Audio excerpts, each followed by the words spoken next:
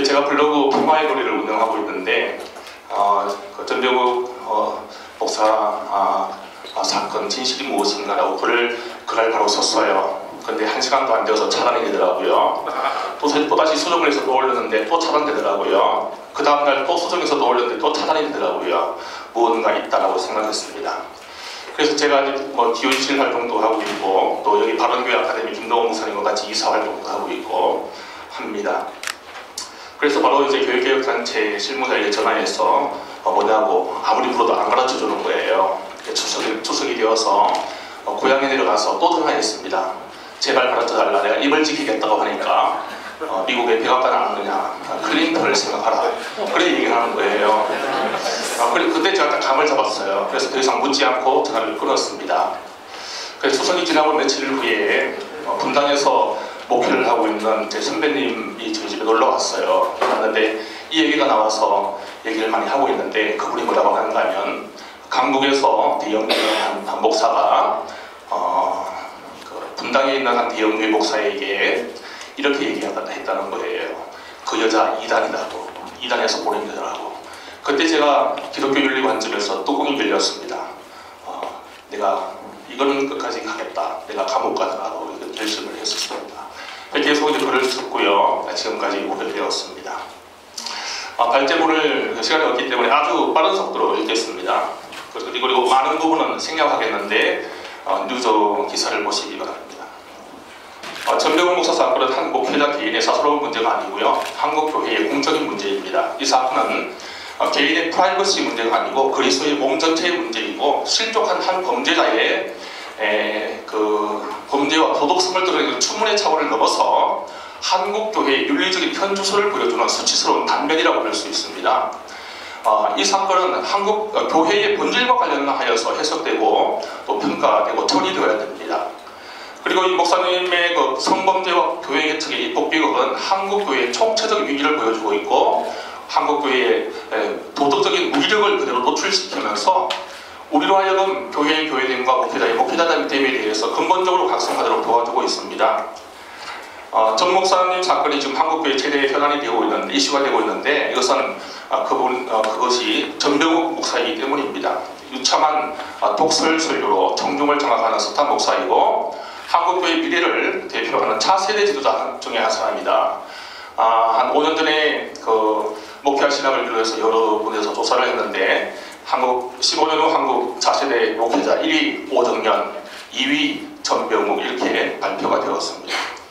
그리고 그는 젊은이 사역을 하면서 성적인 순결과 거룩을 목놓아 설교하는 퓨리탄 청교도 설교자로 스스로 행세했습니다. 그를 나타내는 대표적인 키워드는 거룩, 부흥, 파워였습니다. 그 파워가 무슨 파워인지 모르겠습니다. 그의 유명세와 성공 스토리는 스타를 필요로 하는 출판 마케팅이나 기독교 언론의 비즈니스와 밀접한 관련이 있지만 그는 분명 한국교회의 가장 유명한 목회자였습니다. 그 누구도 그에게 한국교회 대표성을 부여하지 않았지만 그의 유명세와 인지도는 그를 한국교회를 대표하는 목회자 중에 한 사람으로 인식하게 만들었습니다. 그래서 그의 성범죄는 한국교회 사이에 큰 파장을 일으켰고 지금 또 그의 복귀국으로 여전히 파장이 지속되고 있고 앞으로도 예측할 수 없는 대폭발의 조짐을 안고 있습니다. 전병욱 목사님의 성범죄와 관련된 윤리적 교회법적 문제를 제가 5가지 발제를 했는데 자료를 참고하시기 바랍니다. 간단하게 1번만 설명하겠습니다.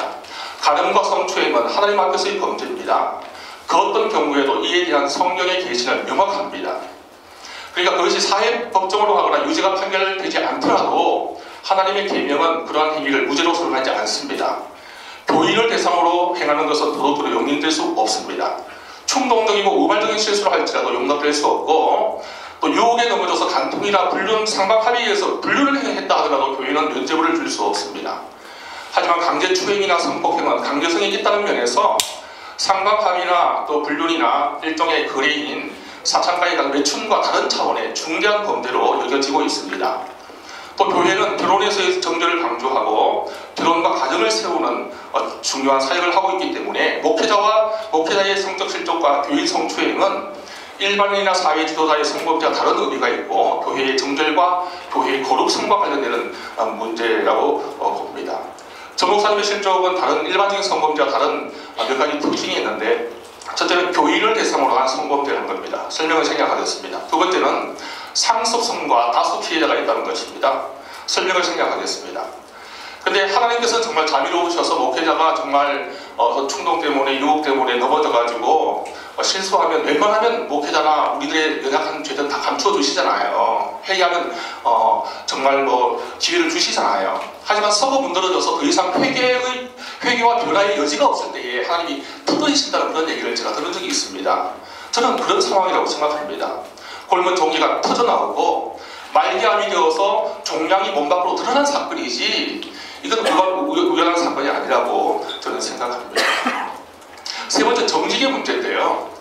목회자의 위대한 지도자나 목회자의 성공적인 마무리를 방해하는 피니싱 웰 이론이 있습니다. 제가 리더십을 전공했습니다. 미국의 로버트 컬런턴 교수가 목회자나 지도자가 실족하는 5가지 치명적인 어떤 실수를 설명하면서 그중에 첫째가 도리고요. 두 번째는 여성 문제입니다. 그 다음에 정직의 문제도 있고요. 교만도 있습니다. 그 중에 여러분 정직의 문제가 중요합니다. 박정우 변호사님 말씀하셨지만 피리스처 얘기하면서 리더 모임에서 그게 사실이면 내가 사임하겠다가 아니고 정확한 표현은 목회를 그만두겠다였습니다. 그런데 그분은 그것을 그대로 부인하죠. 그 거짓말이 드러났죠. 왜냐하면 범죄가 사실로 드러나서 그것이 거짓말이 드러났고요. 그 다음에 목회를 그만두겠다 하고 나서 지금 개척하고 복귀하고 있다는 거, 또 거짓말을 입증해내고 있습니다. 그러니까 피해자가 일한 여자라는 논리는 거짓말의 수준을 넘어서 덮어세우기라는 차원에서 매우 사악한 그런 거짓이요 죄라고 생각합니다. 그 말을 누가 했는지는 제가 얘기하지 않겠지만 교회 전체, 한국 삼일교회 전체에 파라한 논리인데 그 진원지는 있을 것입니다. 세 번째는 진리를 확인할 수 없지만 당회와 2년 목회 금지와 소속권 개척 금지 약속을 했는데 문서상으로 표현하지 않았다고 또 그런 약속을 한 적이 없다면서 잡아떼고 있다는 것, 이건 목회자의 정직도와 신뢰도를 심각하게 훼손하는 거짓입니다. 네 번째는 공공연한 복귀 이벤트, 이거 큰 범죄입니다. 보통 목회자가 성적으로 실족하면 신속하게 사임을 하고 잠적을 탑니다. 일반적인 유형은 첫 번째 즉각 사임을 하고요. 두 번째는 교회를 떠나서 사라집니다. 오랫동안 잠적해서 행적을 알 수 없습니다. 그 다음에 목회를 그만두게 됩니다. 혹시 목회를 다시 시작하게 되는 경우도 엄밀히 목회를 시작합니다. 그리고 목회를 다시 시작하는 경우에도 전혀 다른 지역에서, 전혀 다른 교단에서, 외국에 가서 그렇게 하는 경우가 대부분이죠. 신분 세탁을 또 합니다. 이름까지 바꿉니다. 그리고 또 성적 실종이나 불륜 사실이 널리 소문이 나버려가지고 사임하는 경우에 동일한 교단에 복귀하는 경우는 거의 없습니다. 또 당회가 또 시시 덮으면서 파장을 최소화하기 위해서 사건이 교인들에게 알려지기 전에 자진 사임 형식으로 대충 처리하는 경우가 있는데, 그럴 때는 소리 소문 없이 다른 곳으로 청빙 받아가서 복귀를 하는 경우가 있기는 합니다. 하지만 전병훈 목사님은 전혀 다른 행동 유형을 보이고 있습니다. 여러분 책 제목 보면 다 아시잖아요. 여러분 무슨 제목이 있습니까, 여러분? 조금 전에 말씀하신 제목 그러니까 무슨 돌파력이라고 합니다. 돌파력 이런 식으로 언거 기간이 매우 짧고요. 엄밀하고 겸손한 개척을 해도 비판의 도마에 올라서는데 공개적인 개척을 감행하고 있습니다. 그리고 그 복귀와 개척은 그 공개성과 공공연함과 또 홈페이지를 오픈하는 대범성과 설교를 인터넷 TV에 올리는 공격적인 개척 마케팅의 현상을 보이고 있습니다. 그야말로 뻔뻔함의 극치입니다. 그리고 이것을 교회론적 관점 속에 신학적으로 엄밀히 분석을 하자면 그의 행위는 그리스도의 교회를 정말 모욕하는 행위입니다. 다섯 번째는 개척의 비윤리성입니다. 이에 대해서 설명을 생각하겠습니다. 제가 맡은 핵심은 목회윤리와 목회자 7위인데요. 제가 소속된 장로교 교단에 제가 저희 노회에 지금 재판국이 있고 기소위원회가 있는데 제가 기소위원장입니다. 이와 대해서 관련해서 법을 좀 압니다. 합동정법이나 제가 소속된 교단 법이나 별 차이가 없이 거의 똑같거든요. 간단히 이 부분에서 핵심만 말씀드리겠습니다. 권징은 교회를 거룩하게 하시는 하나님의 사역입니다. 죄와 죄를 범한 사람을 다루는 사역인 권징을 신실하게 실행하지 않을 경우에 교회의 거룩성과 순결함은 그 근거에서 붕괴됩니다. 종교개혁자 칼빈은 교회의 참된 교회의 3대 표지로 말씀의 신실한 선포, 성례의 온전한 집행, 권정의 온전한 실행을 언급했습니다. 칼빈의 신앙 전통을 다루는 장로교의 전병훈 목사가 소속한 평양교회 역시 권징을 교회의 본질적 요소로 고백하고 있습니다. 권징의 부재는 교회됨의 포기이고 권징의 실종은 교회의 본질의 상실이자 교회의 권위의 실종의 다름이 아닙니다. 권징의 요체가 뭔가 하면 하나님의 법을 어기고 범죄한 자를 권면하고 징계하고 교정함으로써 교회의 거룩성을 보존하는 것이고요. 교인들로 하여금 죄악에 대한 경각심을 갖게 하고요. 그 죄인을 회개케 함으로써 그 죄인을 회복시키는 데 있습니다. 하지만 전병욱 사건과 관련하여서 3.1교회 그리고 평양교회, 한국교회의 지도자들이 취한 행동은 무책임과 권징의 실종으로 일관된 교회됨의 부정과 도덕적인 해이 현상을 그대로 노출하고 있습니다. 3.1교회 대응에 대해서는 우리 지강유철 전도사님이 발제를 하셨기 때문에 제가 설명을 다 생략하고요. 그 모든 조치들이 파문을 최소화하고 교회를 보호하기 위한 대응으로 일관됐습니다. 교인들이 받은 상처와 동요 상태, 사회적 비판 여론에 증명한 교회의 최대 위기 상황이기 때문에 위기 관리를 하느라고 권징을 적절히 실행하지 못했다고 볼 수 있습니다. 특히 사건 초기부터 사건을 은폐 축소하고자 한 일과 피해자를 이단으로 몰아붙인 여론, 네티즌의 글 차단 행위, 교역자 진장들이 교회에 대해 비판의 목소리를 억압한 행위, 3.1교회 법조 소유에 의해서 자행된 네티즌에 대한 고소, 피해자에 대한 고소 압력과 압박, 또 저도 고소 압력을 받았습니다. 이런 것들은 3.1교회가 역사적으로 바로잡고 저는 송태건 목사님이나 당회의 이름으로 반드시 공식적으로 사과해야 할 일로 저는 판단하고 있습니다. 평양교회의 대응을 살펴보겠습니다. 장로교 목사의 소속은 노회입니다. 노회는 목사와 관련된 재반사항을 결정하는 합법적인 권위를 지닌 조직입니다. 그래서 전병국 사건과 관련해서 합법적으로 사회법이나 교회법이나 합법적인 권위를 지닌 조직은 노회입니다. 대한예수교 장로의 총회헌법도 노회 존재 목적을 권징을 행하고 신앙적인 지식과 도리를 합심하여 발휘하고 배도함과 부도덕함을 금지한다고 그렇게 천명하고 있습니다. 하지만 평양노회는 무대응과 소극적인 조치로 일관하고 일체의 사건 조사도 행하지 않았고 징계를 행하지 않았습니다. 그럼으로써 노예의 존재 목적이자 사명이 권징과 배도함과 부득함을 금지하는 그 책임을 방기하고 있습니다. 여러분 2011년 4월 평양노회가 전병훈 목사의 3.1교회 사임을 수락했습니다.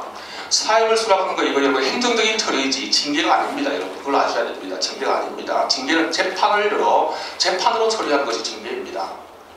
다 정치적으로 지금 해결하고 있는 거예요. 그 모든 평양노회의 결정들은 사건을 무마시키는 행위에 불과한 조치 수준이었습니다. 자진 사임을 수락하면서 사태를 봉합하는 조치였습니다. 게다가 2년 목회 금지, 수도권 개척 금지 결의를 취소함으로써 전 목사의 조기 복귀와 서울 지역 개척의 여지를 남겨두었고 그 법적인 바탕 위에 지금 복귀를 시도하고 있는 것이고 노회는 제도적으로 그걸 보호해주고 있는 것입니다. 목사의 권징을 위해서 노회가 즉각 개입할 수밖에 없는 상황이라는 게 있습니다. 전병훈 목사님의 사건의 경우에 소속 교회인 3.1교회에 대해서 일단 그 징계가 합법적이다 아닌 간에 교회에서 징계를 했지요. 그 다음에 본인이 그 사실을 시인하면서 공개 사과를 11월 1일날 했습니다. 60차례나 언론이 보도했습니다. 분명한 녹취록 같은 그 증거물이 존재합니다. 그렇기 때문에 더 이상 얘기할 것도 없이 노예가 신속하게 개입을 하여서 엄정하게 그 사건을 다루어야 했습니다. 교회 갈등 문제나 미묘한 사안에 대해서도 개입을 해서 처리하는 정치적, 행정적 조치를 보통 하는데요. 그 문제가 아니고 권징조례라는 게 있습니다. 그 헌법에 있는 권징조례에 따라서 재판법에 따라서 시보를 해야 될 상황이었습니다. 하지만 평양노회는 일체의 시보를 행하지 않음으로써 전병훈 목사 사건을 범죄 문제로 다루지 않고 교회법에 따른 권징도 회피했습니다. 제 생각에는 제가 지금 노회 부노회장입니다만 이 문에 반드시 다루어야 됩니다.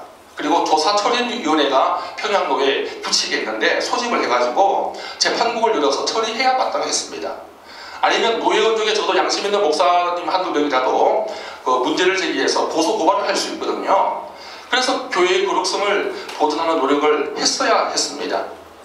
평양노회는 현재 성범죄자를 목사로 용인하고 있고 노회원으로 존속시키고 있으며 징계를 유보하면서 노회의 본질적인 직무를 유기하고 있습니다.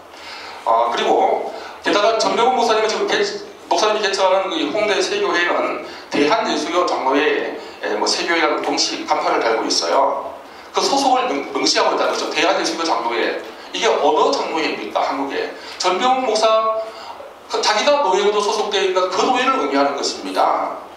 그럼에도 불구하고 그 노회의 공식적인 개척 허락을 받지 않고 이미 개척을 추진하고 있는데 노회는 노예 가입이 되지도 않았는데 어떤 행정적 주도도 하지 않고 조치를 행하지 않고 있습니다. 목회자의 범죄 문제를 처리하는 사안의 중요성과 신중함이 사실 있어요. 그 합동적 헌법을 자세히 분석을 제가 해보니까 목회자와 관련된 징계와 재판권은 매우 신중해야 되고 재판으로 올라가기 전에 항상 화해시키도록 안내하고 있고 또 설사 또 재판을 한다 할지라도 그걸 아주 주의해서 하라고 그렇게 이야기하고 있습니다.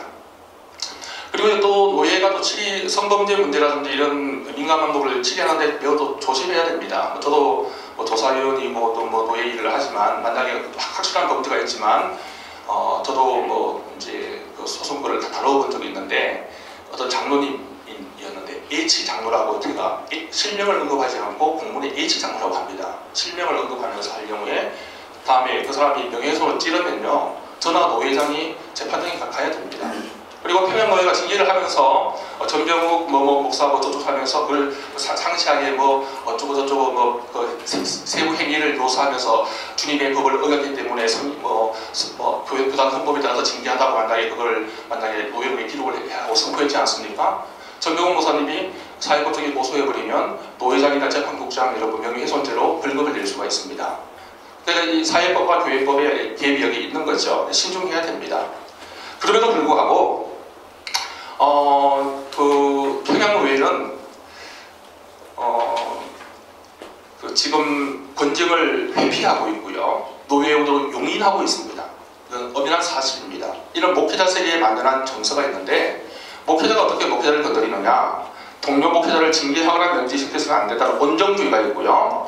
교단 내의 정치적인 이해관계와 입김에 흔들리는 그런 총회의 무기력함에 기인하고 있습니다.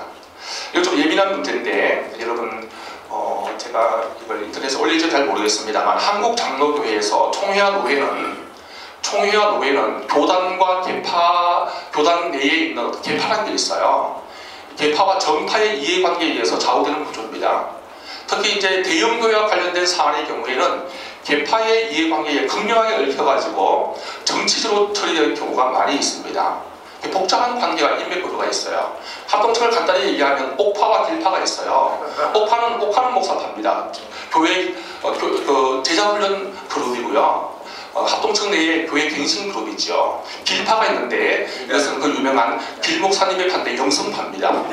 이 두 파가 이제 합동청의 모든 중요한 안건을 상호 합의나 대의를 통해서 파워 게임으로 결정을 하는 구조를 지니고 있어요.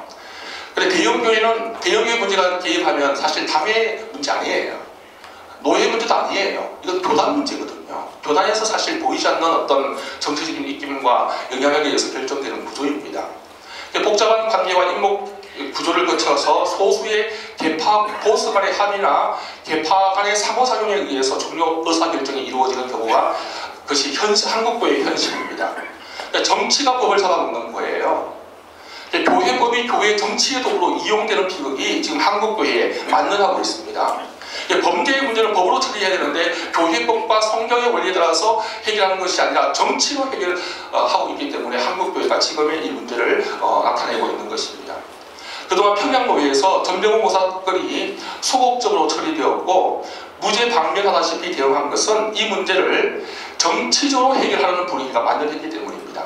그리고 그 배후에는 합동적 교단과 아마도 그 노회 내에 전병훈 목사 비호 지력이 존재한다는 것을 반증하고 있는 것입니다.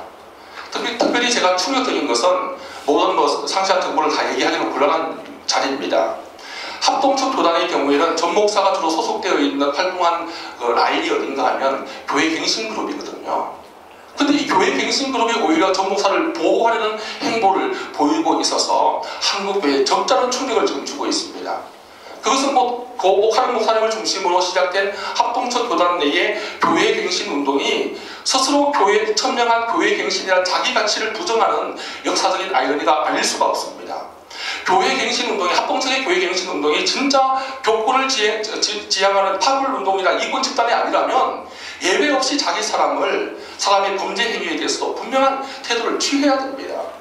저도 복하는 목사님 살아 계시면 이렇게 안 되었을 거라고 생각합니다. 그 다음에 또 한 가지가 꼭 한국교회 대응과 건진과 관련해서 꼭 다뤄야 될 것은 한국교회 지도자들의 대응입니다. 저도 간단히 언급한 부분이 있었지만 전병훈 목사님이 소속되어서 활동한 한국교회 대표적인 단체, 그리고 그분을 키워주고 동역자로 활동한 단체가 한미준입니다. 한국교회의 미래를 준비하는 모임인데 전병훈 목사님 사건 처리하는 거 보니까 한국교회의 미래를 연명하게 만드는 모임이에요. 교회 갱신을 위한 목회자 협의회라고 하는데 정말 교회 갱신을 위해서 목회자가 좀 협의를 했으면 좋겠어요. 코스타, 여러분 전병훈 목사님의 그 해외 무대 아닙니까? 거기서 무슨 추문이 있는지 이런 많이 들었을 거예요. 이 코스타도 마찬가지입니다. 그런데 이 단체의 지도자들은 전병훈 목사님의 멘토였고 동역자들이었는데, 그리고 그분들은 그야말로 제가 이름만 얘기하면 여러분 다 알고 그분들 설교들면서 아멘하는 분들인데 복음주의권과 한국교회를 대표하고 대변하는 지도자로 인식되고 있습니다. 하지만 한국교회 지도자들은 전병훈 목사 사건과 관련하여서 어떠한 공개적인 계획도 안 했고요. 공식적인 입장을 표명하지 않았습니다.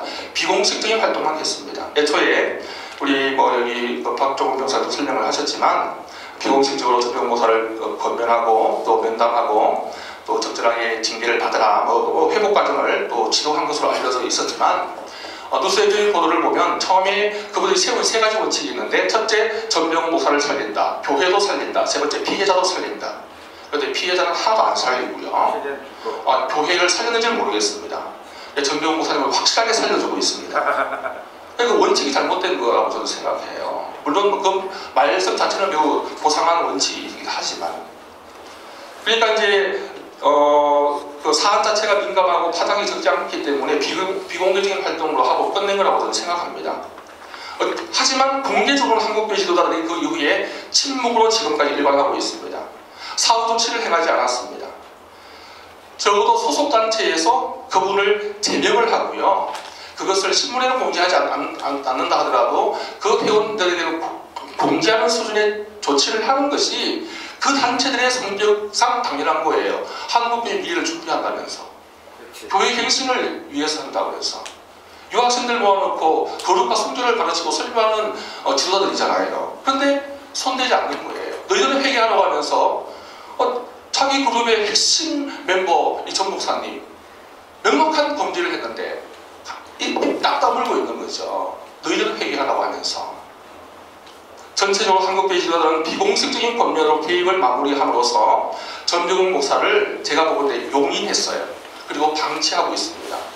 그분들이 성령의 절차에 따라서 적절히 권면을 행하고 만약에 범죄자가 이를 회피하고 받아들이지 않을 경우에는 마태복음 18장의 원리에 따라서 이방인처럼 여기라, 그 성령의 원칙을 그대로 실행해야 되는데 아직 실행을 하고 있지 않습니다.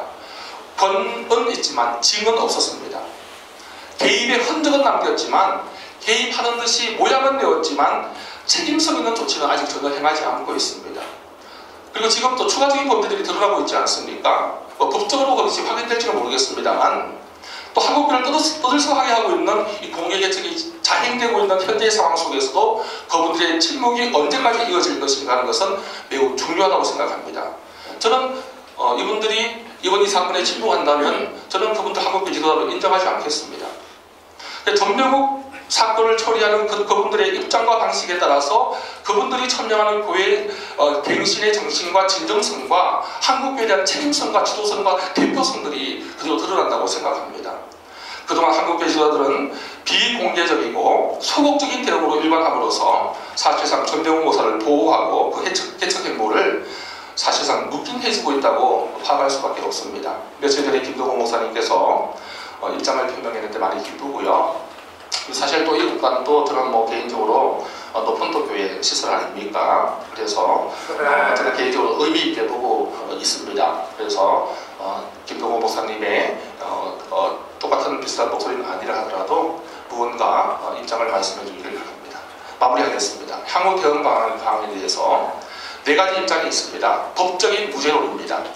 개척 그룹의 입장에서는 윤리적으로는 지금 문제가 될지 모르지만 법적으로 문제가 되지 않는다는 논리를 내세우면서 지금 목회직을 수행하는 아무 하자가 없다고 주장하는 법적인 무죄론이 있습니다. 얼마나 기만적인 주장인지는 알 수 있을 것입니다. 교회의 권증은 도덕적인 면과 영적인 면에 대한 것이고요. 설사 국법상의 법적으로 문제가 되지 않는다 할지라도 마땅히 증거를 해야 됩니다.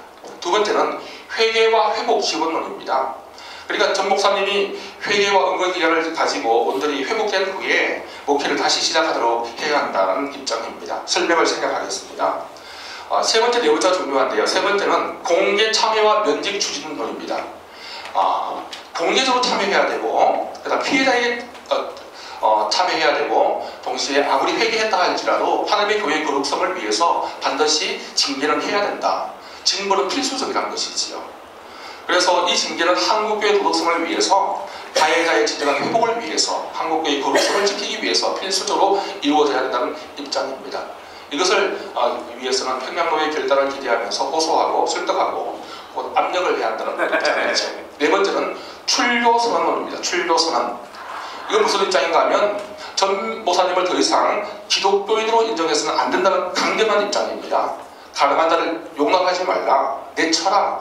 그런 사람은 하나님 나라를 유업으로 받을 수 없다. 그런 성경의 기록에 기초한 그런 입장인데요. 출교를 주장하는 입장에 2가지 라인이 있어요. 첫 번째는 음행이 너무나 큰 죄이기 때문에, 그것도 상습적이기 때문에, 일반인으로서 용납할 수 없는 것이기 때문에 그리스도인됨을 인정해서는 안 된다고 보는 입장이고, 두 번째 입장은 아주 신학적으로 예민한 입장인데요.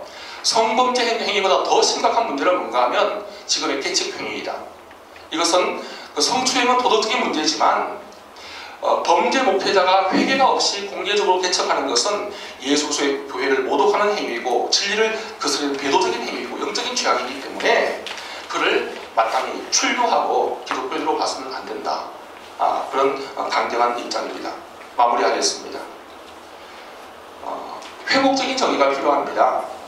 그래서 건징이라는 것은 범죄자에 대해서 심판하는 것도 아니요, 그에 대해서 보복하는 것도 아니고요. 그게 뭔가 하면 진정한 하나님의 징계를 행함으로써 그를 진정으로 회복시키고 교회를 회복시키기 위한 restorative justice라고 회복적인 사법, 회복적인 정의입니다. 징벌은 심판이 아니고요, 벌 주는 처벌을 넘어서 하나님의 진정한 법을 세우고 진정한 회복, 진정한 사랑의 도구라는 것을 우리가 알아야 될 것입니다.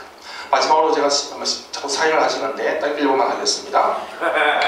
바라기는 이 토론회와 운동이 전병욱 건진이나 전병욱 개척 저지의 수준에 머무르지 말아야 할 것입니다. 한국교회는 지금 직업윤리의 차원에서 목회윤리 강령이 필요하고 이와 관련하여 목회자에 대한 실질적인 교육이 필요합니다.